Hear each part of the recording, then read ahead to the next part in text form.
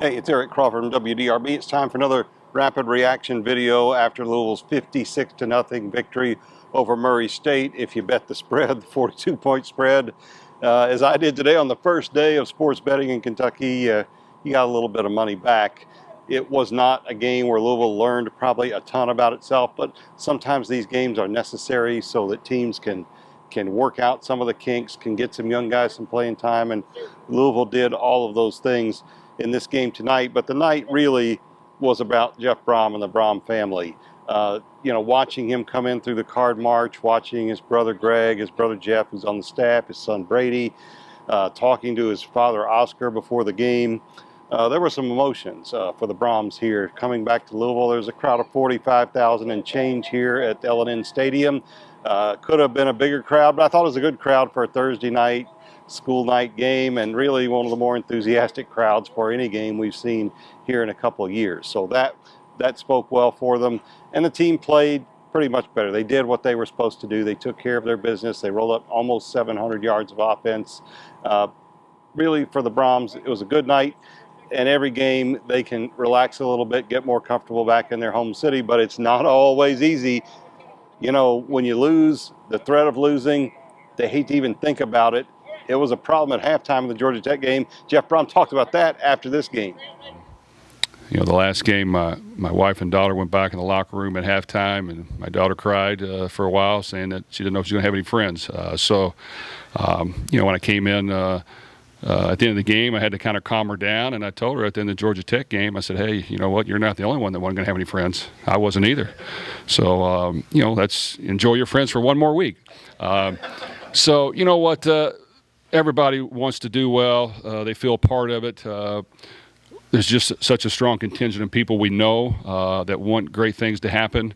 And I told them, I said, let me worry about that. Let's just go to work and you guys relax and have fun and enjoy it, and let us put the work in and cut this thing loose. And that's what they got me and our staff and our people here for, to get that done. And we're just going to work as hard as we can at it and enjoy the good moments, try to correct the bad moments along the way, and see what we can get done here. All right, so what do we say about this game? Louisville played 9 quarterbacks. That's hard to believe. Several of them only got 1 snap, but really they had 4 different quarterbacks lead scoring drives. They had another quarterback, Joey Gatewood, who played quarterback in Kentucky. He's transferred to Louisville's playing tight end. He caught a touchdown pass. All the quarterbacks looked fine. Jack Plummer looked more comfortable from the start. He hit a deep ball early in the game, which kind of got him going a little bit. He did throw a couple of interceptions, although one of those was on a Hail Mary at the end of the half, and you don't worry so much about that. In the end, he completed 16 of 22 passes for 247 yards and a touchdown. And then the rest of the way, I mean, Harrison Bailey came in. He's 3 for 5, 51 yards. Brock Doman was 4 for 4, 34 yards, led a touchdown drive. Pierce Clarkson, who's expected to redshirt, came in and got some time at quarterback. Running back, again, Jawar Jordan has another big game. He runs for 135 yards on only 7 carries. He averaged 19.3 yards a carry and scored a pair of touchdowns. And from the receivers, Isaac Garendo had 4 catches for 47 yards. That's pretty impressive there for a running back. And then you've got Jamari Thrash, 3 catches, 1 for a touchdown. You had Gatewood with his touchdown catch. And just in general, a pretty solid night. Louisville's receivers, plenty of them got action, plenty of them saw the ball. What are we to say? This is a rare shutout in a home opener. The last time they had a shutout in a home opener was 2004 against Kentucky. So it doesn't happen very often.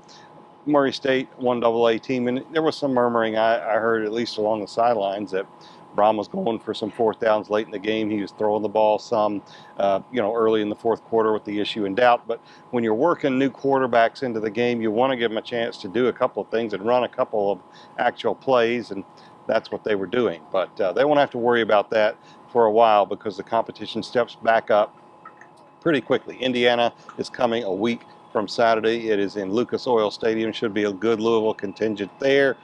Should be a fun game.